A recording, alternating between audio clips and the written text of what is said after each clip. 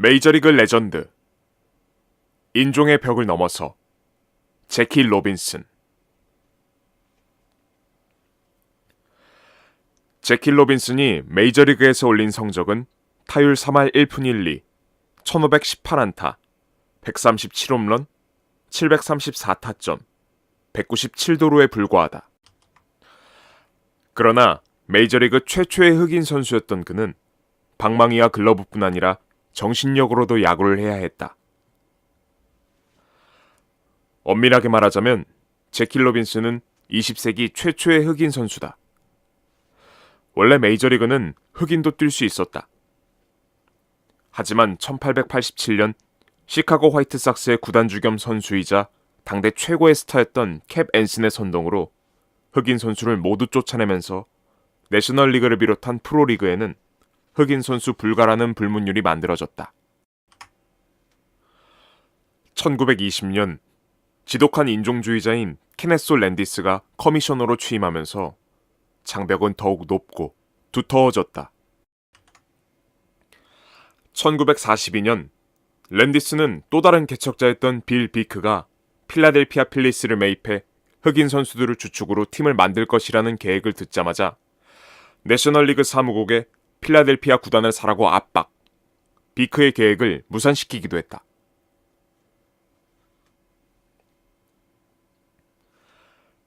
흑인은 사람도 아니었던 시대. 잭 루스벨트 로빈슨은 1919년 인종차별의 본거지나 다름없는 조지아주에서 한 소장농의 5남매 중 막내로 태어났다. 미들네임은 그가 태어나기 25일 전에 사망한 시어도어 루스벨트 대통령의 이름을 딴 것이었다. 그의 나이 1살 때 아버지가 가출하자 어머니는 자식을 데리고 차별이 덜한 곳을 찾아 캘리포니아주로 이사했다. 하지만 그 어디에도 흑인을 위한 나라는 없었다. 현실에 크게 실망한 로빈슨은 한때 갱단에 가입하기도 했지만 친구의 간곡한 설득으로 벗어날 수 있었다. 제키 로빈슨의 형 매튜 로빈슨은 1936년 베를린 올림픽 육상 200m에서 제시 오웬슨 다음으로 들어온 은메달리스트였다. 하지만 그 후 제대로 된 직업을 찾지 못한 매튜는 거리의 청소부가 되었다. 어느 날 매튜는 올림픽 대표팀의 자켓을 입고 청소를 하다가 백인들에게 신고를 당하기도 했다. 로빈슨은 자신을 스포츠 세계로 이끌어준 형의 안타까운 몰락을 보면서 형처럼은 되지 않겠다고 결심했다. UCLA 대학 시절 제키 로빈슨은 미국을 대표하는 만능 스포츠맨이었다. 유격수와 포수를 맡은 야구는 말할 것도 없고 멀리뛰기가 주종목이었던 육상에서는 1912년 올림픽에서 5종 경기와 10종 경기를 석권한 짐 소프에 비유돼 검은 소프로 불렸다.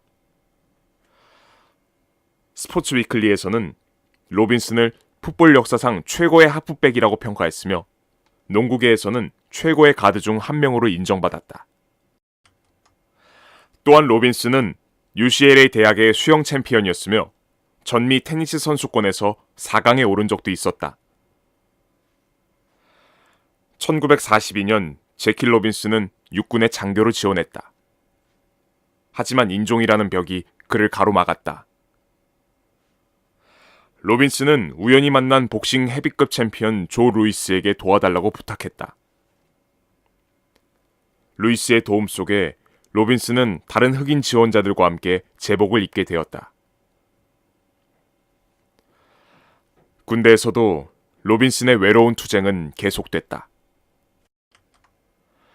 버스에서 흑인 좌석으로 가기를 거부해 군법회의에 소환되기도 했으며 인종차별을 서슴없이 하는 백인 동료 장교와 싸움을 벌이다 불명예 제대를 당할 뻔하기도 했다.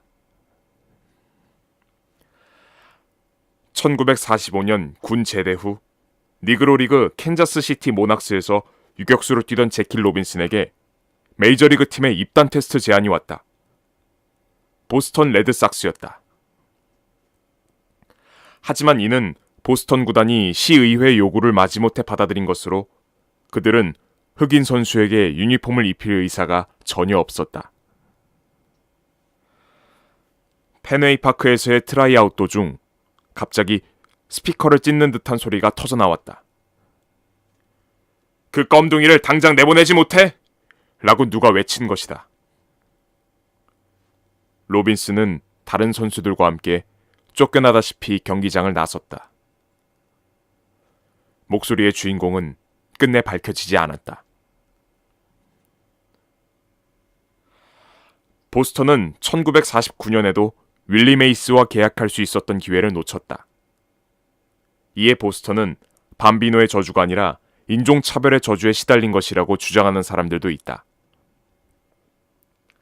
실제로 보스턴은 필라델피아와 함께 메이저리그에서 흑인 선수를 가장 늦게 받아들인 팀 중 하나였다. 모든 저주를 풀기 위해 안간힘을 썼던 보스턴은 50년이 지난 후 그 트라이아웃 사건에 대해 공식적으로 사과했다. 그 무렵 한 선지자가 야심찬 계획을 세우고 있었다.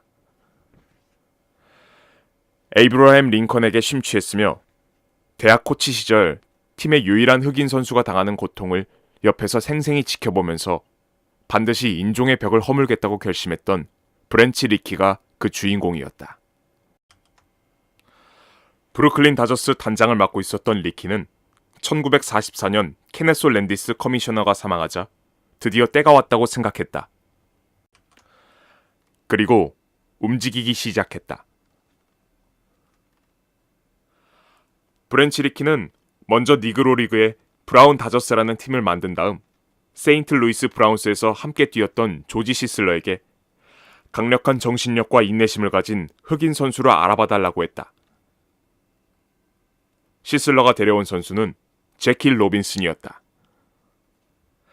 리키는 로빈슨에게 어떠한 모욕도 이겨낼 수 있는 용기를 가진 선수를 원한다며 자신의 구상을 밝혔다. 리키는 로빈슨의 머리를 툭툭 치며 어이 껌둥이라고 부르는 등 그가 앞으로 경험할 일들에 대해 세세히 설명했다. 로빈슨은 절대로 문제를 일으키지 않겠다고 약속했다. 그리고 이 약속은 끝까지 지켜졌다. 사실 야구는 제킬 로빈슨이 가장 덜 좋아한 종목이었으며 가장 두각을 나타내지 못한 종목이었다. 하지만 그는 이 세상에 도전하기 위해 야구를 택했다. 로빈슨은 인생은 구경만 하는 스포츠가 아니다 라는 말과 함께 가족과 주위의 만류를 뒤로하고 험난한 가시밭길에 스스로 발을 들여놓았다. 1946년 브랜치 리키는 로빈슨을 산하 마이너리그 팀인 몬트리올 로열스로 보냈고 로빈슨은 인터내셔널 리그 최초의 흑인 선수가 되었다. 몬트리올은 대부분의 미국 도시들에 비하면 인종차별이 덜한 곳이었다. 로빈슨을 떨떠름하게 생각했던 동료들은 곧 그의 경기력에 매혹당했다. 로빈슨은 타율과 타점에서 리그 1위에 오르며 팀을 우승으로 이끌었다. 우승이 확정되자 수천 명의 백인 관중들이 로빈슨을 연호하며 거리로 쏟아져 나왔다. 당시로서는 믿을 수 없는 장면이었다. 베이브 루스가 야구를 바꿨다면 제킬 로빈슨은 미국을 바꿨다. 1947년 4월 15일 마침내 제킬 로빈슨은 1887년 이후 아무도 넘지 못했던 인종의 벽을 깨고 60년 만에 나타난 흑인 선수가 됐다. 2만 7천 명 에베츠필드의 관중석에는 역사적인 순간을 목격하러 온 흑인 관중이 1만 4천 명에 달했다. 하지만 뉴욕타임즈가 세상에서 가장 외로운 사람으로 칭한 제킬 로빈슨은 팀 동료들에게도 환영받지 못했다. 심지어 노장 외야수 딕시 워커는 앞장서서 로빈슨을 쫓아내야 한다는 탄원서를 만들기도 했다. 로빈슨은 원정 경기를 가더라도 동료들과 떨어져 흑인 전용 숙소를 이용해야 했으며 그의 우편함은 매일 협박 편지로 가득 찼다. 상대 투수들과 수비수들, 주자들은 로빈슨에게 고의적으로 테러를 가했다. 일부 심판들은 세이프도 아웃으로 선언했다. 하지만 로빈슨은 그때마다 고개를 숙이고 이를 악물 뿐이었다. 한 번은 에노스 슬래터가 앞장선 세인트루이스 카디널스 선수들이 로빈슨 퇴출을 위해 파업을 도모하기도 했다. 1947년 5월 14일 신시내티 크로슬리 필드를 가득 메운 백인 관중들은 경기 시작 전부터 검둥이를 합창했다.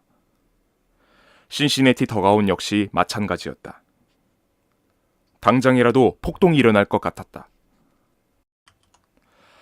그때 다저스의 유격수 피위 리즈가 갑자기 자리를 이탈해 1루를 맡고 있던 제키 로빈슨에게 다가갔다. 리즈는 로빈슨의 어깨에 팔을 둘렀고 웃으며 대화를 나눈 후 자신의 자리로 돌아갔다. 남부 출신 스타인 리즈의 돌발적인 행동에 놀란 관중들은 야유를 멈췄다. 이는 로빈슨이 버틸 수 있게 해준 결정적인 장면이었다. 이후에도 리즈는 로빈슨 대신 나서 로빈슨을 지켰다. 피위 리즈는 여러 가지 이유로 사람을 미워할 수 있다. 하지만 그 이유가 피부색일 수는 없다며 인종차별의 부당성을 역설했다. 그는 시즌 후 방문한 고향 루이빌에서 고향 사람들의 항의를 받기도 했다. 어느 날 필라델피아 필리스의 벤 챔프먼 감독이 소속팀 선수들에게 제키 로빈슨에게 고의적으로 부상을 입히라는 지시를 내린 것이 밝혀지면서 다저스 선수단 내에 변화가 생기기 시작했다. 그렇지 않아도 로빈슨의 실력에 속으로 감탄을 금치 못했던 다저스 선수들은 이 사건을 계기로 비로소 로빈슨을 동료로 받아들였다. 경기를 준비하고 있는 제키 로빈슨에게 배달되는 편지는 대부분 그라운드에 나오면 총으로 쏴버리겠다는 내용의 협박 편지였다. 이에 대해 동료 진 허마스키는 농담 삼아 우리가 모두 42번을 달고 나가면 어떨까라는 의견을 냈다. 이에 대해 로빈슨은 그렇더라도 나를 알아보게 될 거리라며 웃었다. 이는 훗날 제키 로빈슨 데이에 원하는 모든 선수들이 42번을 달고 나올 수 있는 이벤트의 바탕이 되었다. 로빈슨이 최선을 다하는 동안 미국 사회에는 그를 지지하는 사람들이 속속 등장하기 시작했다. 이방인은 이제 개척자가 되었다. 제키 로빈슨의 도전은 스포츠계뿐만 아니라 미국 사회 전체에서 흑인과 유색인종의 권익을 향상시키는 데 결정적인 이정표가 됐다. 그의 메이저리그 데뷔는 미국 군대가 흑인의 입대 제한을 완전히 없앤 시기보다 1년 더 빨랐고 공립학교에서 백인 학생과 흑인 학생을 따로 교육하던 것을 금지시킨 것보다도 8년이나 빨랐다. 그리고 로빈슨이 데뷔한 후 18년이 지나서야 흑인들은 버스에서 백인의 자리 양보 요구를 받아들이지 않아도 되게 됐다. 만약 제키 로빈슨이 테드 윌리엄스처럼 자신을 비난하는 관중 속에 방망이를 던졌거나 거친 말과 행동으로 싸움을 걸어오는 다른 팀 선수의 얼굴에 침을 뱉었다면 흑인들의 미국 사회 진출은 적어도 몇 년 더 늦춰졌을 것이다. 너무 늦게 시작한 메이저리그 생활. 28세에 데뷔한 제키 로빈슨은 1947년 151경기에서 타율 2할 9푼 7리, 12홈런, 48타점, 125득점, 29도루를 기록했다. 온갖 정신적, 육체적 고통을 이겨내고 올린 값진 성적이었다. 로빈슨은 그의 처음으로 제정된 신인상의 첫 수상자가 되었으며 브루클린 다저스는 7년 만에 리그 우승을 차지했다. 1루수로 시작했던 로빈슨은 이듬해 베테랑 에드 스탠키가 보스턴 브레이브로스로 이적하면서 2루수로 전환, 피위 리즈와 함께 본격적으로 호흡을 맞추기 시작했다. 로빈슨과 리즈는 역사적인 키스톤 콤비 중 하나로 남았다. 1949년은 제키 로빈슨 최고의 한 해였다. 조지 시슬러에게 밀어치기를 전수받은 로빈슨은 타율과 도루에서 리그 1위, 타점과 안타에서 2위, 득점에서 3위에 오르며 내셔널리그 MVP를 수상했다. 37도루는 내셔널리그에서 19년 만에 나온 가장 좋은 기록이었다. 또한 로빈슨은 5개의 홈스틸도 기록했다. 한편 로빈슨은 통산 19개의 홈스틸을 성공시켰는데 이는 제2차 세계대전 이후에 뛴 선수 중 최다 기록이다. 로빈슨은 34살이었던 1955년 월드시리즈에서도 역대 12개뿐인 월드시리즈 홈스틸을 성공시켰다. 제키 로빈슨이 있었던 10년간 브루클린 다저스는 6번의 리그 우승을 차지했으며 1955년에는 창단 처음으로 월드시리즈 정상에 올랐다. 다저스에게 처음으로 찾아온 황금 시대였다. 또한 다저스는 로빈슨 덕분에 엄청난 흑인 팬을 확보할 수 있었다. 로빈슨은 강타자라기보다는 올라운드 플레이어에 가까웠다. 출중한 수비력과 함께 특히 베이스 러닝 센스는 타이콥에 버금갈 정도였다.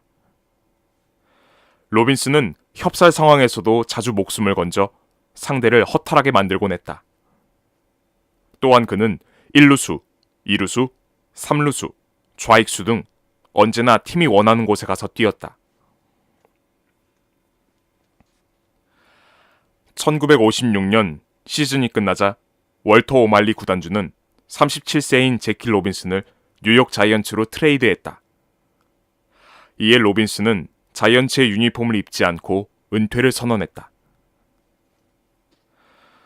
1958년이 되자 흑인 선수의 숫자는 200여 명으로 불어났다. 로빈슨의 뒤를 따라 명예의 전당에 입성하게 될 윌리 메이스, 로이 캄파넬라, 어니 뱅크스, 로베르트 클레멘테 등 대스타들이 속속 등장했다. 모두 로빈슨이 열어놓은 문을 통해 들어온 선수들이었다. 하지만 유니폼을 벗은 제키 로빈슨에게 마이너리그 감독직을 비롯해 아무런 제의가 들어오지 않았다.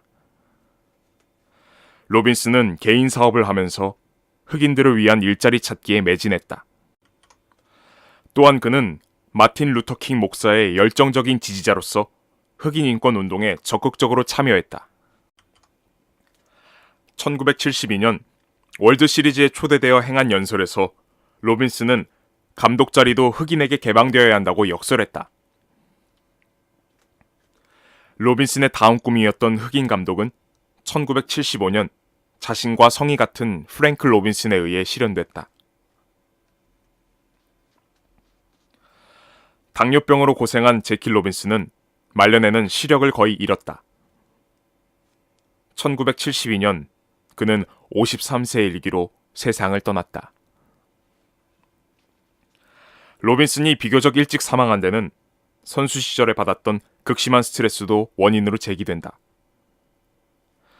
1971년 사랑하는 큰아들이 약물 중독에 시달리다 교통사고로 사망하는 큰 아픔도 경험했다. 다저스는 로빈슨의 등번호 42번을 영구결번으로 선언했으며 브로드웨이에서는 그의 인생을 다룬 뮤지컬인 더 퍼스트가 제작됐다. 미국 우편국은 로빈슨의 우표를 공식적으로 발행했다. 1997년 메이저리그 사무국은 제키 로빈슨 데뷔 50주년을 맞아 등번호 42번을 메이저리그 최초의 전구단 영구결번으로 제정했다. 최초의 흑인 선수, 최초의 흑인 올스타, 최초의 흑인 MVP, 최초의 흑인 명예의 전당 헌액자. 위대한 선수이기 전에 진정한 영웅이었던 그에게 주는 후손들의 작은 선물이었다.